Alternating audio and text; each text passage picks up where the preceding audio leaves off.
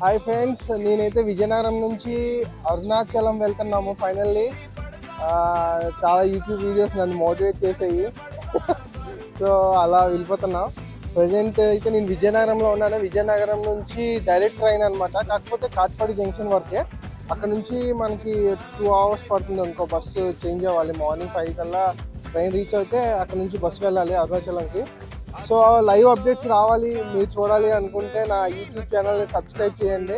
కింద లింక్ పెడతాను. సో ఇక్కడ నుంచి మేము వెళ్ళే ఫుడ్ బ్లాగ్స్ అన్నీ కూడా చేస్తాను. ఎక్కడ ఏది ట్రైన్ ఎక్కాలి, ఏది చేంజ్ అవ్వాలి, బస్సు ఎక్కడ దొరుకుతుంది, గవర్నమెంట్ బస్ ఏది, ప్రైవేట్ బస్ ఏది, అలా అన్నీ కూడా మీకు చూపిస్తాను నేను.